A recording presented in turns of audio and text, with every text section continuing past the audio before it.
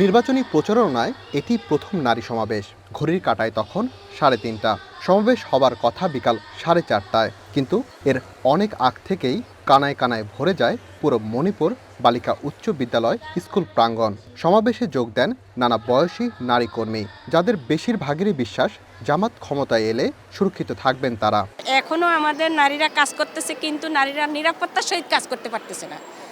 তো জামাত ইসলাম ক্ষমতা আসলে ইনশাআল্লাহ তারা নারীদেরকে নিরাপত্তার সহিত কাজ দেবে এবং নিরাপত্তা দান করবে। মেসেঞ্জার বক্স থাকে যে আমাদের কমপ্লেনগুলো যদি আমরা বলতে পারি আর সেই অনুযায়ী যদি তারা কাজ করে, তাহলে আমরা মনে করি একদিক দিয়ে আমরা অনেকটা উপকৃত হব। ডক্টর শফিকুর রহমান তিনি আমাদের বলেছে যে কুরআনে যেটা আছে, কুরআনে একজন নারীর অধিকার নিয়ে যে কথাগুলো বলা আছে উনি সেগুলোকেই বাস্তবায়ন করবে। বিকালে সমাবেশে যোগ দেন ঢাকা 15 আসনের প্রার্থী ও জামায়াত ইসলামের আমির ডাক্তার শফিকুর রহমান। বলেন, ক্ষমতায় গেলে দাড়ি পাল্লায় ওজন করে জনগণের চাহিদা মতো পাওনা বুঝিয়ে দেবেন তারা। কেবল দলেরই নয়, ডাক্তার শফিকুর প্রতিনিধিত্ব করতে চান 18 কোটি মানুষের। এখানে যাদেরকে সুনীতির উপর পাবো, যাদের উপর আস্থা রাখতে পারবো, আমার দেশ, আমার মাটি, আমার মা, আমার ভাই, সবার আমানত যারা রক্ষা করতে পারবে, ইনশাআল্লাহ 12 তারিখের ভোট তাদের পক্ষে হবে।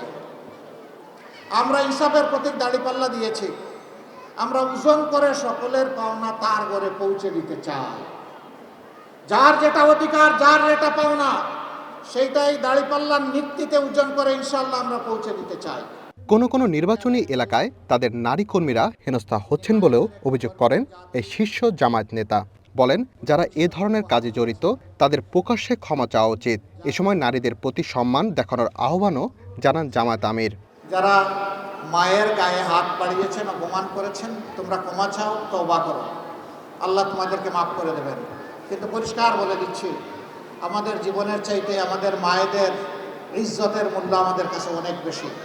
আর যদি কেউ হাত বাড়ানোর চেষ্টা করে, ইনশাআল্লাহ আমরা গালে হাত দিয়ে বসে থাকবো না।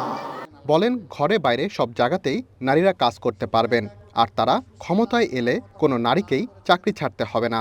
পুরুষদের মতো নারীরাও কর্মক্ষেত্রে সমান অবদান রাখবেন। সম্মান এবং নিরাপত্তার সাথে আমরা তার যে কোনো মূল্যে নিশ্চিত করবো ইনশাআল্লাহ।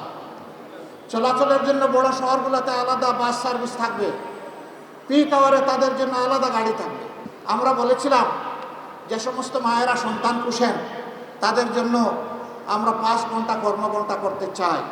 কিছু লোক হই রই শুরু করে দিল। আমরা বলেছি বহু মা সন্তান লালন পালন করতে গিয়ে চাকরিটাই ছেড়ে দেন, এরপরে সেই চাকরিতে আর ফিরে যেতে পারেন না। বরঞ্চ 5 ঘন্টা যদি কর্মঘণ্টা করা হয়, সন্তানের সেখানে যদি বেবি কেয়ার সিস্টেম করা হয়, তাহলে ও মা তার প্রয়োজন পূরণের জন্য, তার দক্ষতা কাজে লাগানোর জন্য সেখানে থেকে যাচ্ছেন, তাকে বিদায় নিতে হচ্ছে না, তিনি ঝরে পড়ছেন না। এর আগে নিজ নির্বাচনী এলাকায় প্রচারণায় ব্যস্ত সময় কাটান জামায়াত আমির। উত্তর ও পূর্ব কাফরুলের বিভিন্ন জায়গায় সাধারণ ভোটারদের সাথে কুশল বিনিময় করেন। এ সময় দোকানপাট ও বাসাবাড়িতে গিয়ে ভোটও চান তিনি। Rakib Hasan, one news, Dhaka.